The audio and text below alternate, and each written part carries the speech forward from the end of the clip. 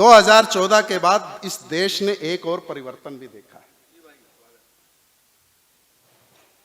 कि 2014 के बाद पूरा देश दो गुटों में बंट गया है। कि 2014 के बाद पूरा देश दो गुटों में बंट गया है। एक जो है अंधभक्त और दूजे अंध विरोधी।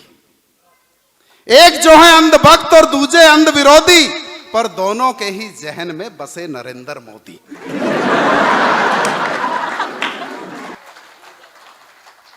ये कविता जो दो खेमे हैं, अंधभक्त और अंध विरोधी, उनके बीच में खड़े होकर के मैंने लिखी है।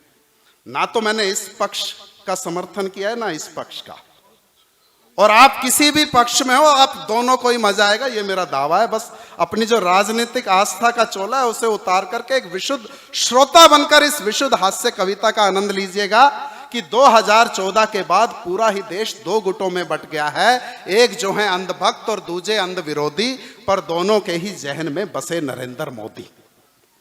गुस्सा बैठा रहता है दोनों की ही नाक पर, तर्क बुद्धि विवेक को रख चुके हैं ताक पर। कुछ ही महीनों पुरानी है बात, अमावस की थी रात, कि भक्तों और विरोधियों में बहस छिड़ गई थी। बात बढ़ते बढ़ते बहुत आगे बढ़ गई थी।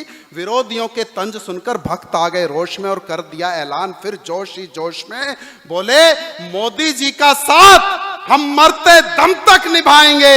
मोदी जी की गारंटी पर अगर किसी गधे को भी खड़ा कर दो तो उस गधे को भी जिताएंगे।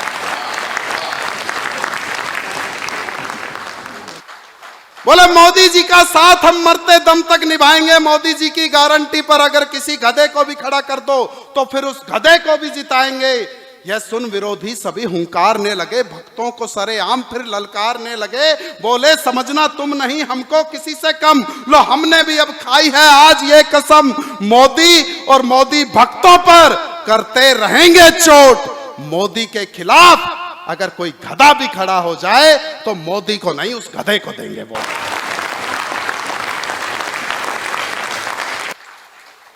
और तभी से दोस्तों गधों की खुल गई लॉटरी।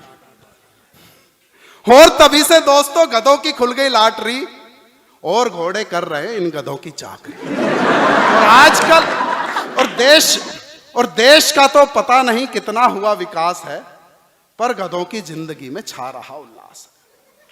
और कैसा उल्लास छाया हुआ है।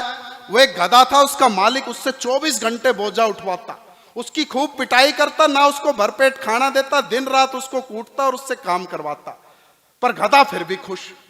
उसके गधे के दोस्तों ने पूछ लिया, बोले यार तेरा मालिक तेरे ऊपर इतने जुल्म अत्याचार करता है, ना तुझे भरपेट खाना देता है, तेरी पिटाई करता है दिन रात, फिर भी तू खुश रहता है, तेरी खुशी का राज क्या है? गधा बोला, खुशी के राज के चक्कर में मत पड़ो। मेरे मालिक की एक खूबसूरत जवान लड़की है, और वो उससे कई बार कहता रहता है कि अगर फेल होगी तो तेरी किसी गधे से शादी कर दूंगा। बोला, मैं तो बस उसी दिन के इंतजार में खुश हूं।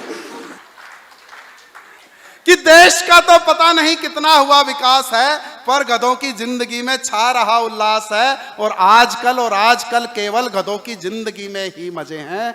अब तो ये आलम हुआ कि हर तरफ दिखते गधे हैं। अब तो ये आलम हुआ कि हर तरफ दिखते गधे हैं। टीवी में दिखते गधे, अखबार में छपते गधे, बाजार में टिकते गधे, मंच पर जमते गधे।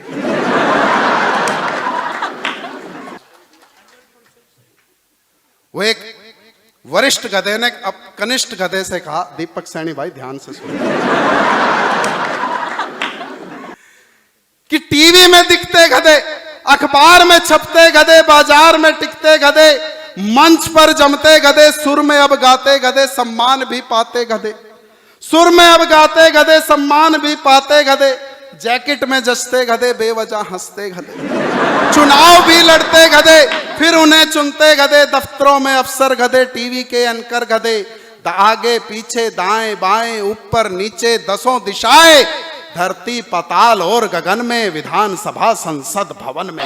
इधर देखो उधर देखो, जीने आए जिधर देखो, जहां जहां जाती नजर है गधों का दिखता असर है। जहां जहां जाती नजर है गधों का दिखता असर है। तो इस तरह से दोस्तों भक्तों और विरोधियों ने मिलकर ऐसी माड़ा फेरी, घोड़े चूरण चाटते और गधे खाए पंजीर। तो इस तरह से दोस्तों भक्तों और विरोधियों ने मिलकर ऐसी माला फेरी, घोड़े चूरन चाटते और गधे खाए पंजीरी, जाने अनजाने सही पर, जाने अनजाने सही पर ये पाप कमा कर बैठे हैं।